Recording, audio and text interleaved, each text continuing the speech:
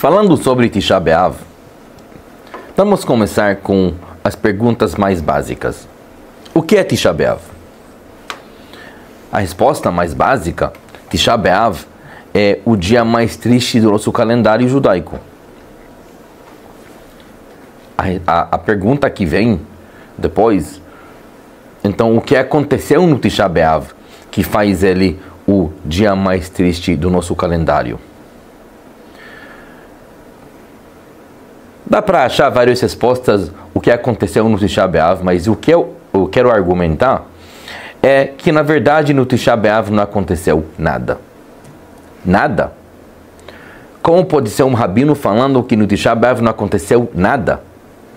Tisha B'Av, a gente senta no chão, a gente lamenta, a gente chora, a gente faz costumes de luto, a gente prepara no Tisha B'Av, que não aconteceu nada? Como assim? Na verdade, olhando no nosso calendário judaico, Tisha B'Av é um dia que aconteceu muita coisa. Desde o deserto, quando voltaram os espiões para o povo, falaram mal da terra de Israel, o povo sentou no chão chorando que não existe nenhum poder que pode trazer eles para Israel. Isso foi 3.330 anos atrás.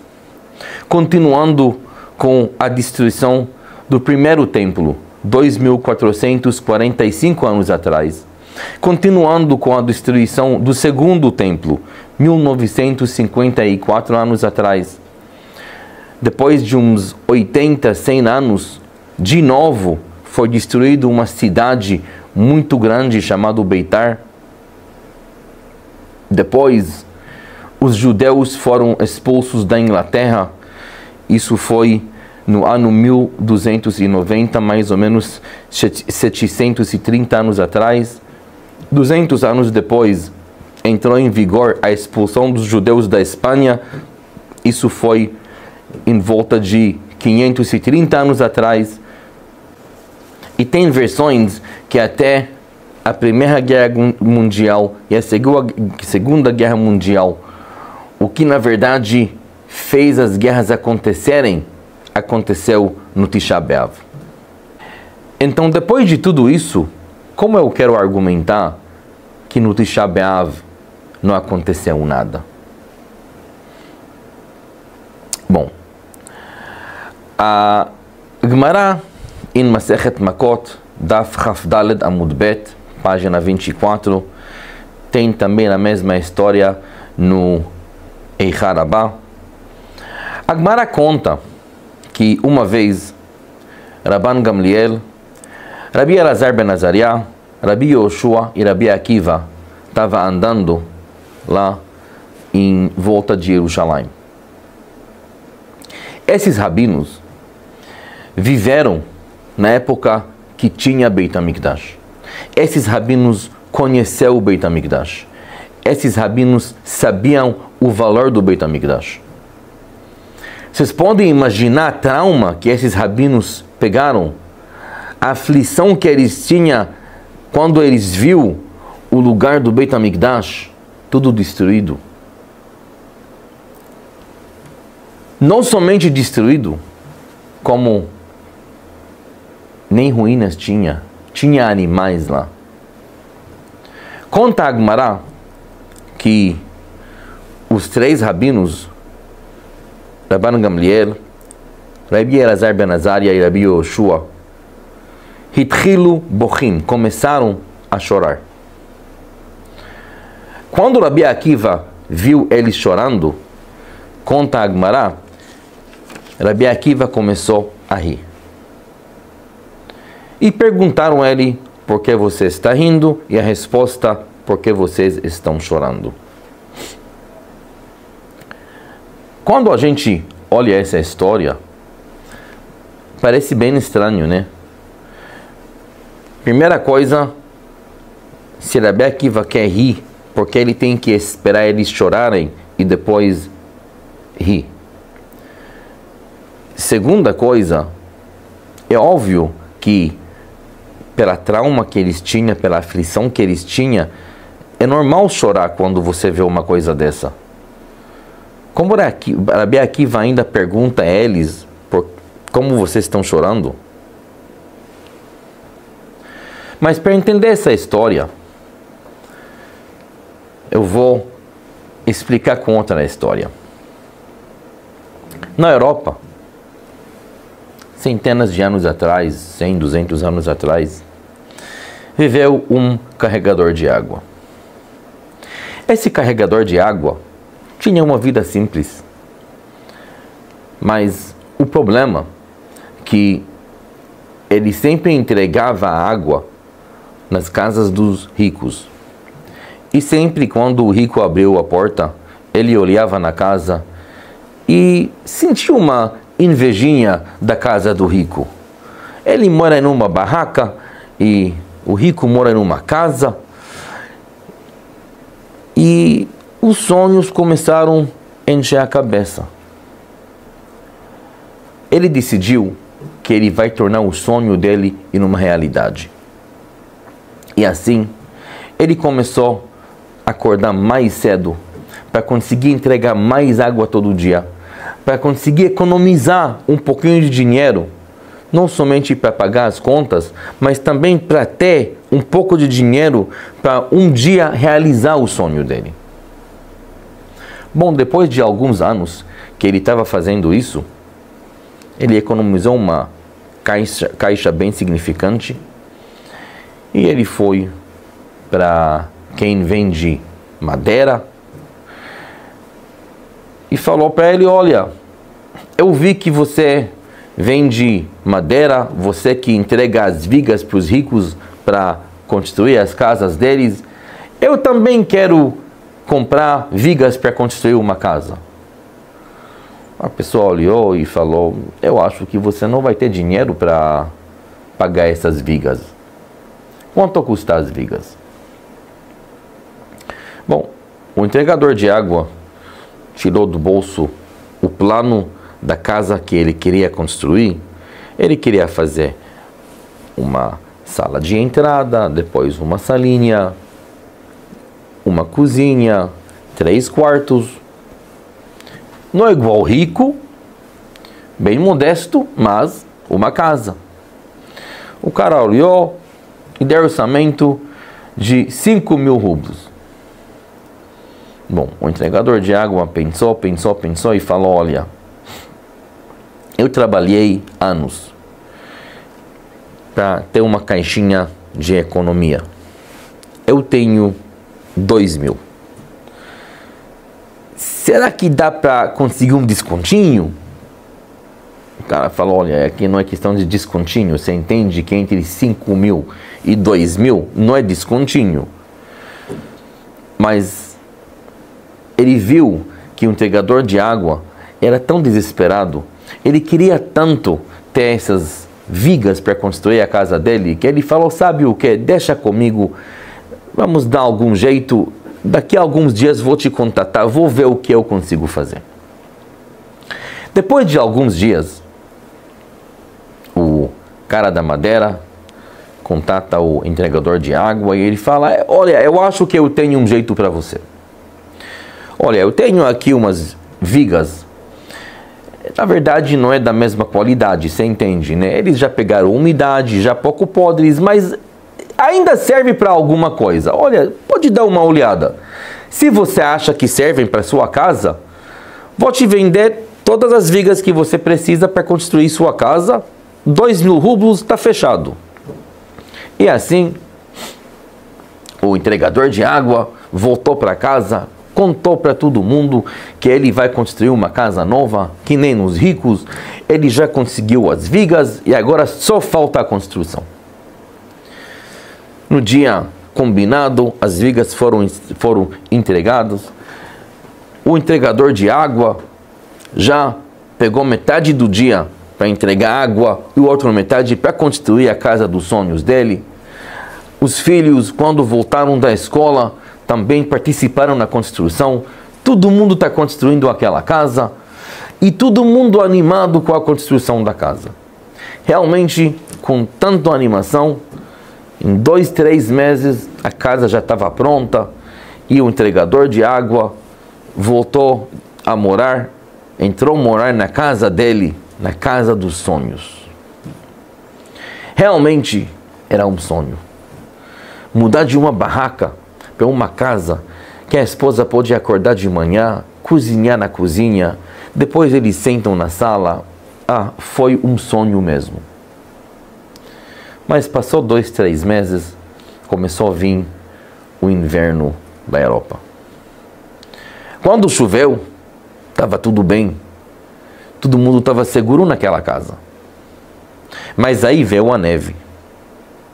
E quando começou a nevar, começou a acumular neve em cima do teto da casa. E todo mundo sentando lá na sala, e de repente eles escutam a esposa olha nele e fala, que isso? Ele fala, não, isso é normal. É normal de casa de vigas, sabe? Agora com o peso da neve, eles estão se colocando, se posicionando uma em cima da outra. É ótimo. Tá bom. Continua nevando.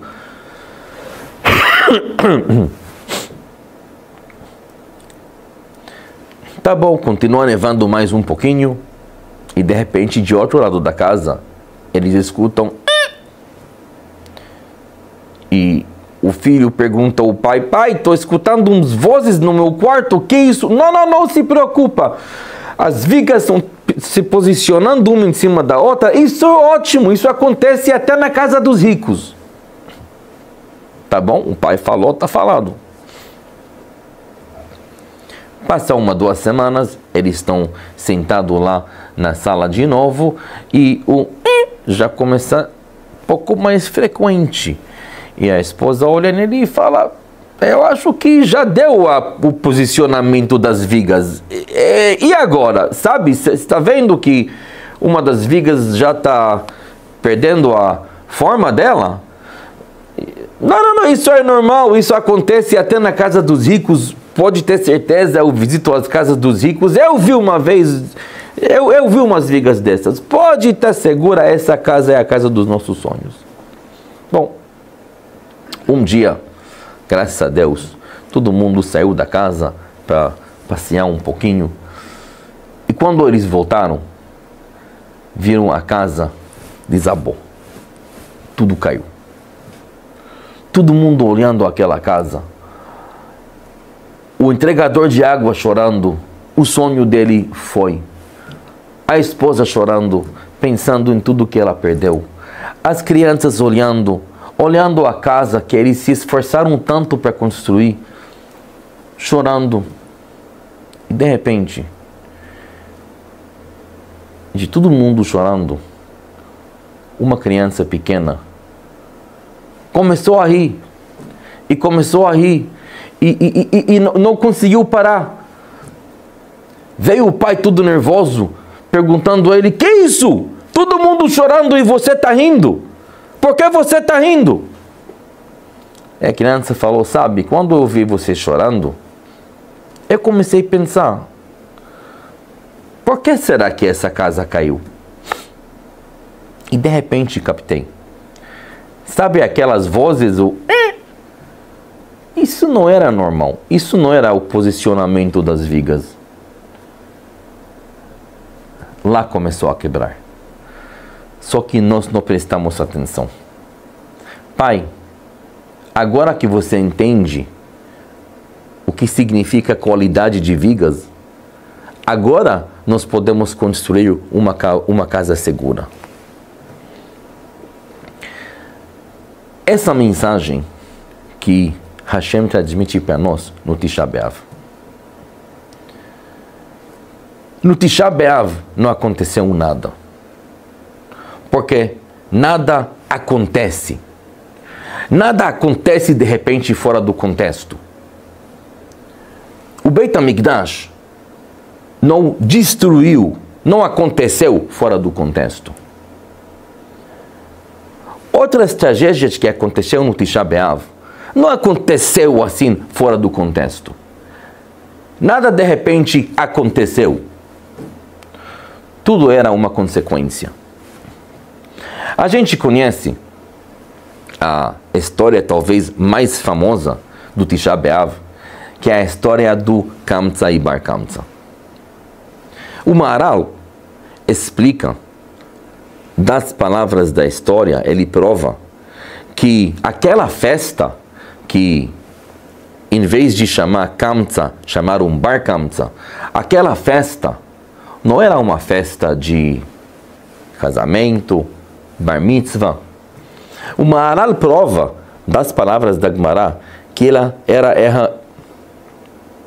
que essa festa era uma reunião de um partido político. Ela é uma festa política. E essa história, a Gemara escolhe para trazer e apontar e dizer: esse acontecimento causou a destruição do Beit HaMikdash. Quando a politicagem começou a pegar tão forte que a política era acima dos sentimentos, a política era acima da sensibilidade para um ser humano. Então Beit HaMikdash não foi destruído. Não aconteceu que Beit HaMikdash foi destruído. Beit HaMikdash, a destruição do Beit HaMikdash era uma consequência de quando o povo já perdeu o foco, aí realmente aconteceu. Mas quando aconteceu, o nosso papel no Tisha B'Av é não somente lembrar o fato que Beit HaMikdash foi destruído. Nosso papel é lembrar que não dá para falar que aconteceu. Temos que parar nossa vida, sentar e pensar. Realmente Tisha B'Av é único em mais um sentido. Tisha B'Av é o único dia que, no meio do dia, de repente, muda as regras. Tisha B'Av começa com todo mundo sentado no chão. A gente não pode limpar a casa e fazer outras coisas desde antes de Tisha B'Av. A gente senta no chão, a gente está em jejum, não pode trabalhar, não pode estudar Torá, igual luto. Mas de repente, quando passa Hatzot, quando passa o metade do dia, muda as halachot. De repente a gente levanta do chão, pode sentar em cima de cadeira ou seja que for. De repente a gente começa preparações para depois de Tisha B'Av. Tem até costumes de fazer questão de limpar a casa, porque isso impregna nas pessoas a emuná, a fé da Geulah, da redenção. Quando nesses horários mesmo, sabe o que aconteceu? A verdade é que no Tisha B'Av os romanos só jogaram fogo no Beit HaMikdash. Mas o fogo pegou, o Beit HaMikdash foi queimado no dia 10 de Av. Um dia que a gente quase não comemora mais. Porque até a Halachá está transmitindo essa ideia que o importante é lembrar como começou tudo isso. Depois que sentamos e lembramos o como começou, ok.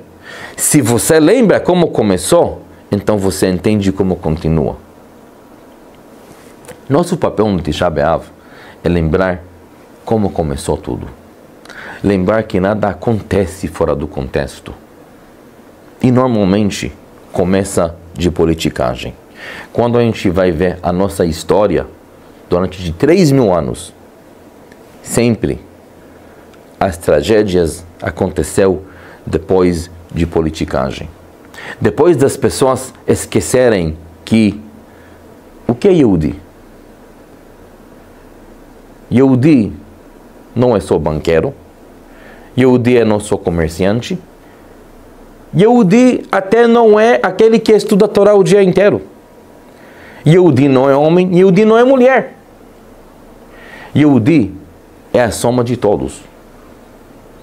Quando a gente soma todos junto, aí sim, tem Yehudi, tem porque tem que ter Beit Mikdash. Quando a gente sabe manter a estrutura, respeitando um outro, mesmo se não todos nos comportam da mesma maneira, mesmo que não todos nós temos as mesmas ideias, mas a gente sabe manter a reunião, Hashem nos protege.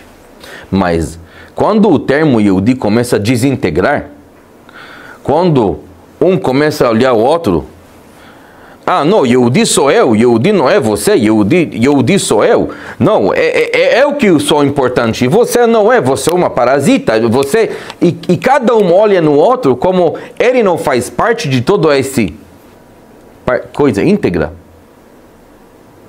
Infelizmente, a história provou que aí Hashem manda outras pessoas para lembrar todo mundo que todos são Yehudi. Isso é a mensagem do Tisha B'Av. Quando a gente senta e chora, quando a gente lembra, faz nosso papel e lembra o que temos que lembrar no Tisha B'Av, podemos chegar no segundo metade do dia e começar a rir. Porque aí nós temos futuro. Aí a gente sabe como construir essa casa dos sonhos de novo. Mas dessa vez na maneira certa. Isso é a nossa obrigação do Tisha B'Av. Isso é o nosso papel do Tisha B'Av. Lembrar que no Tisha B'Av nada aconteceu. Tisha B'Av foi uma consequência. Que Be'ezrat Hashem, Hashem vai nos ajudar, que até o próximo Tisha B'Av a gente já vai ser unidos, já vai ter um mérito de Tisha B'Av tornar em um dia de alegria, em um dia que todos nós, todos Yehudim juntos, vamos poder ter um dia alegre no Beit HaMikdash e com a Geulah breve em nossos tempos. Amém.